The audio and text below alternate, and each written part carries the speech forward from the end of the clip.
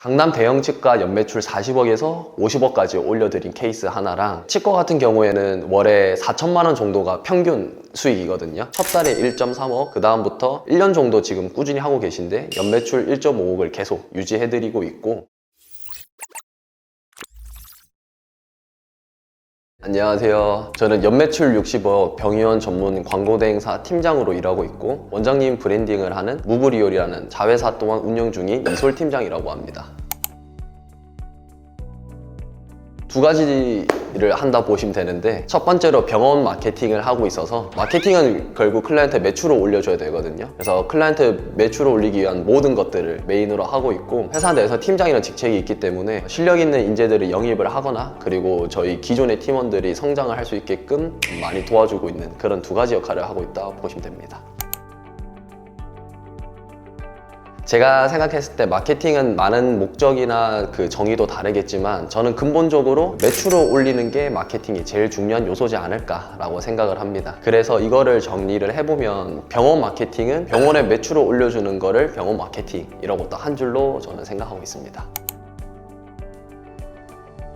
설명을 드릴 때 제일 쉬운 게 그냥 맛집이랑 똑같다고 생각하시면 돼요. 가령 이제 제가 여자친구랑 뭐 로데오를 놀러 간다고 하면은 당연히 이제 인스타나 우리한테 네이버처럼 익숙한 플랫폼에 검색을 해보잖아요. 마찬가지로 병원도 똑같거든요. 우리가 어떤 진료를 하고 싶다고 했을 때 구체적으로 그 지역을 검색을 했을 때 해당 클라이언트를 어필을 해주면 되는데, 다만 여기서 좀 디테일한 차이점이 뭐냐면, 맛집 같은 경우는 맛있어요 하고 이렇게 올리면 되는데, 병원 같은 경우는 맛집에 비해서 좀 요구하는 게 많아요. 가령 이제 내가 갔을 때 여기 병원이 이상하지 않은지, 만족도가 높은지, 원장님이 어떻게 진료를 하시는지, 비포 앤 애프터 어떻게 내가 가면 변화가 될 수 있는지 이제 잘 이해하기 쉽게 설명을 해야 이제 소비자들이 병원으로 이어지는 그런 거겠죠.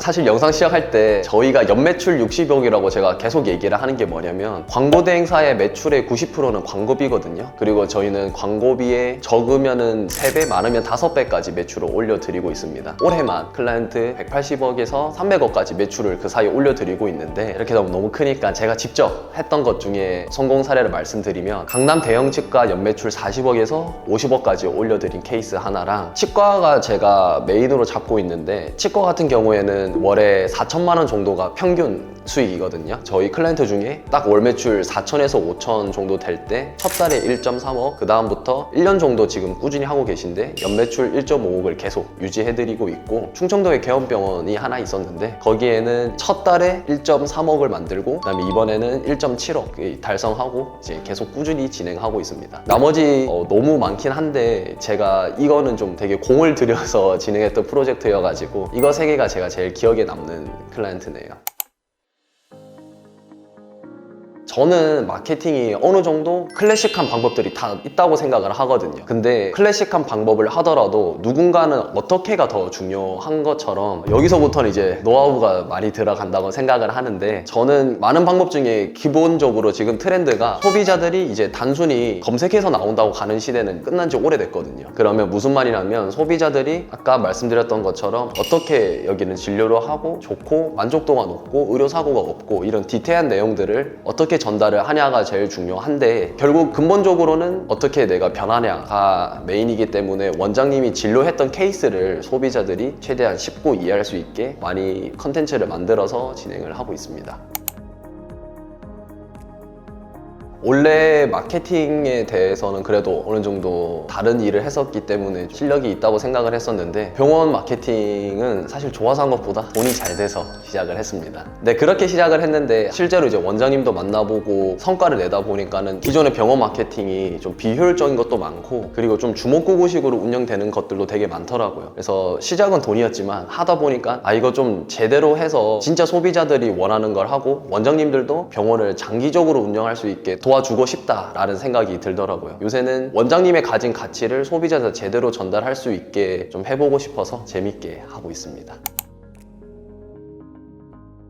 시작은 마케팅인데 결국은 병원 전체까지 볼 수 있는 게 제일 좋은 것 같아요. 왜 그러냐면 사람으로 예를 들면은 피가 돌아야지 이제 뭐 운동을 하든 게임을 하든 뭐 데이트를 하든 무언가를 할 수 있는데, 이건 또 마찬가지로 어떤 사업체든 병원이든 똑같거든요. 피가 돈으로 치면은 매달 돈이 이렇게 계속 돌아야지 확장을 하든 투자를 하든 아니면 뭐 하고 싶은 것들을 할 수가 있는데, 결국은 이 피를 흐르게 하는 게 마케팅이라고 저는 생각을 하거든요. 저희가 클라이언트 한 달짜리 클라이언트는 없어요. 보통 짧으면 1년, 길면 4년 이렇게 많이 하시는데 1년 동안 4년 동안 데이터가 쌓인다는 말이거든요. 그러면 어떻게 하면은 더 피가 빨리 도는지, 그리고 어디서 문제가 생기는 건지 이런 기준점이 생겨요. 그럼 이거 생긴 기준점으로 문제가 있을 때 빨리 병원에 얘기를 해주거나, 그리고 잘 되고 있으면 어떻게 더 해야 되는지 이런 가이드를 드릴 수 있는 게 제일 좋아요. 가령 저희가 이제 팀원들끼리 농담으로 하는 소리가 있는데, 똑같은 광고비에서 광고비를 이만큼 쓰면은 매출이 이만큼 나온다 라는 기준점이 잡혔는데 똑같은 광고비에 매출이 이만큼 안 나와요. 그러면 보통 열의 9은 이제 병원에 무슨 일이 있다 라고 얘기하거든요. 아니야 다를까 데이터 까보면은 제일 병원에서 매출을 크게 관장하는 실장님이 이제 퇴사를 하신다거나, 아니면은 이제 병원이 너무 어수선해서 컴플레인이 많이 터진다거나, 세금이나 이제 너무 이런 이슈들이 무조건 터지는 경우들이 많더라고요. 그래서 대표 원장님들은 정신이 없는데 저희가 미리 귀뜸을 해주고 이거 한번 체크해 보셔야 된다 라고 얘기를 많이 드릴 수 있는 그런 장점이 있지 않나 싶습니다.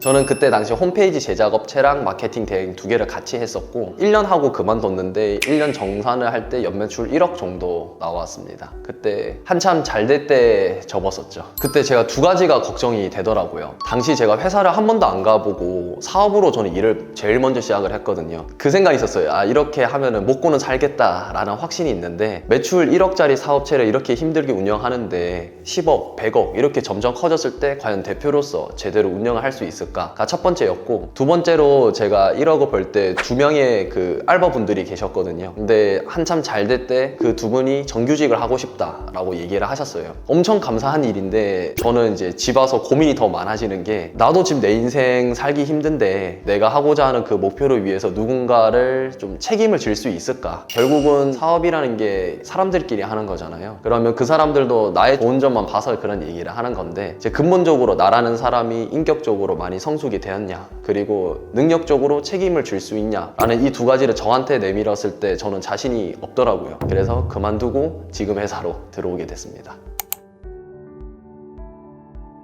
말이 좋아 자회사고요. 사실 일반적으로 자회사를 중소기업 대표 입장에서는 이해도 힘들 뿐더러 허락도 쉽지 않아요. 왜냐면 회사라는 거는 결국은 대표가 키를 잡고 한쪽에 어떤 방향성으로 밀고 가는 건데, 자회사라는 거는 방향성은 맞지만 제가 좀 더 핸들을 돌리고 싶다라는 얘기랑 비슷하거든요. 그러면 충분히 기분 나쁘실 수도 있고 여러 가지 실제로 일할 때 불편한 점들도 많은데, 저를 엄청 많이 존중을 해주셔가지고 자회사가 된 거라 사실 제가 잘해서 한 것보다는 님이 그릇이 엄청 크시지 않나 라고 생각하고 있습니다.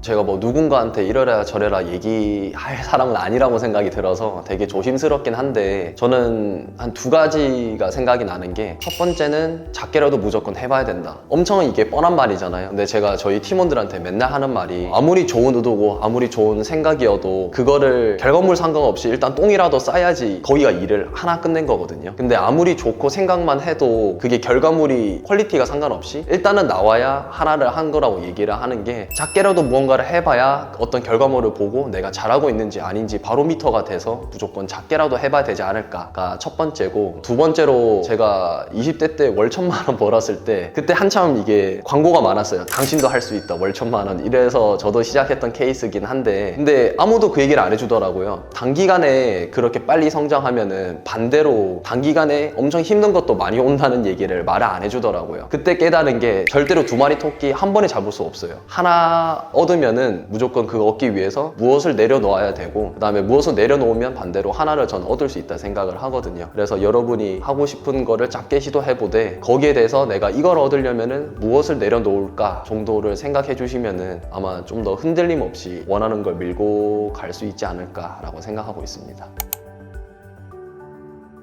저도 똑같은데 하고 싶은 것도 많은데, 지금 하는 거는 광고 대행사잖아요. 다른 것도 좋은데 저를 믿고 계약해 주신 클라이언트 분들한테 지금 좀 더 집중을 더 많이 하고 싶습니다. 저희 잡다한 사람들 구독, 좋아요 부탁드리겠습니다. 네, 감사합니다.